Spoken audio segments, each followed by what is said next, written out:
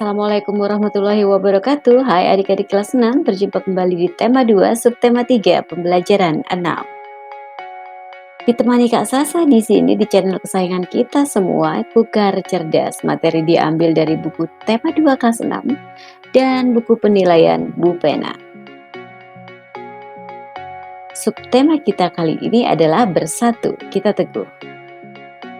Tujuan pembelajaran yang ingin kita capai yaitu memahami persatuan dan kesatuan pada masa kemerdekaan, memahami kata baku dan kata tidak baku dalam teks, menyelesaikan masalah yang berkaitan operasi hitung campuran. Adik-adik sahabat cerdas, masih ingatkah kalian dengan permainan rangku alu? Mengapa dalam permainan tersebut kerjasama sangat diperlukan? Ya, silahkan didiskusikan dengan teman-teman ya.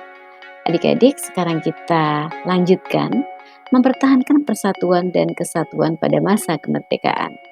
Berikut cara-cara untuk mempertahankan persatuan dan kesatuan pada masa kemerdekaan. Menjaga keharmonisan antar suku, bangsa, dan agama. Meningkatkan semangat kekeluargaan dan gotong royong. Memperluas pergaulan dengan orang yang berlainan suku, bangsa, dan agama. Meningkatkan pendidikan masyarakat. Kemudian tidak mudah terpancing oleh pihak-pihak yang ingin memecah belah bangsa, meningkatkan rasa peduli sosial kepada orang-orang di sekitar, serta melakukan pemerataan pembangunan hingga ke seluruh pelosok negeri.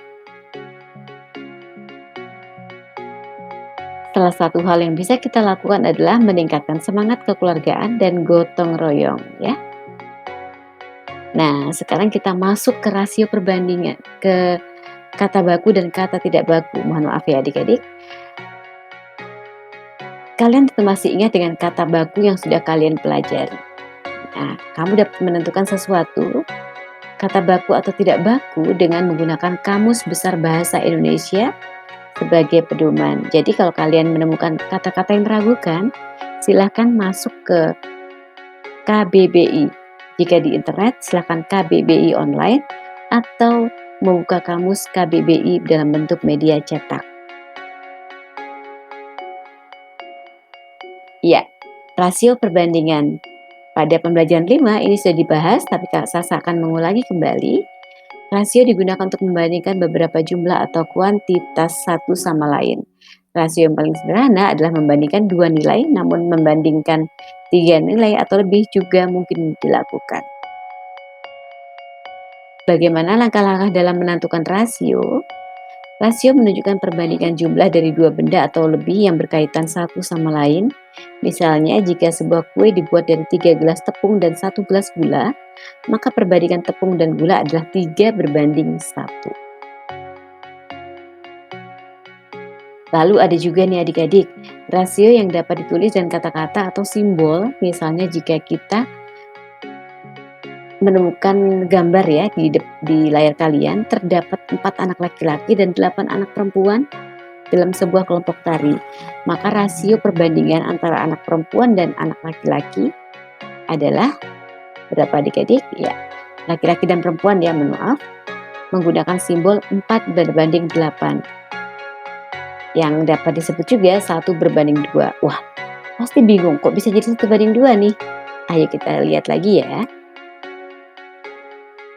Rasio biasanya dituliskan dalam bentuk titik 2 ya adik-adik.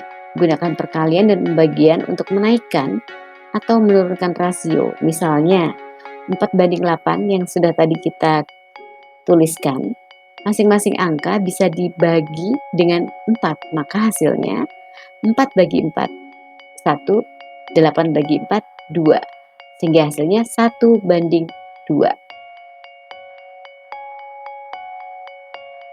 Membandingkan lebih dari 2 benda, misalnya perbandingan umur ayah, ibu, dan Edo adalah 8:7:3.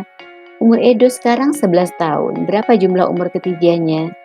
Nah, pertama kita jumlahkan dulu perbandingan ketiganya. 8 tambah 7 tambah 3 sama dengan 18. Kemudian adik-adik umur Edo, perbandingan umur Edo berapa? 3. 8 itu untuk umur ayah, 7 untuk umur ibu, 3 untuk Edo. Nah, kita bagi dengan umur Edo. Jumlah umur 18, kemudian jumlah umur Edo, perbandingan umur Edo adalah 3. Maka dapat kita hitung 11 kali 18 ya, dibagi 3 sama dengan 66 tahun. Nah, sekarang coba kalian kerjakan. Perbandingan siswa laki-laki dan siswa perempuan di kelas 6 SD Nusantara adalah 2:3. Jika jumlah murid laki-laki adalah 12 orang, berapa jumlah murid perempuan? Silahkan dicoba. Nah, adik-adik sahabat cerdas, dari pelajaran minggu di hari Senin, minggu pertama di hari Senin, apa saja yang kamu pelajari pada kegiatan hari ini? Apa yang sudah kamu pahami dengan baik? Apa yang belum kamu pahami? Dan sikap apa yang dapat kamu terapkan dalam kehidupan sehari-hari? Semoga kalian dapat menarik manfaat ya. Nah, adik-adik, demikianlah pembelajaran kita kali ini. Sampai jumpa di pembelajaran berikutnya. Tetap semangat, jaga kesehatan. Kakak akhiri, wassalamualaikum warahmatullahi wabarakatuh, dan sampai jumpa.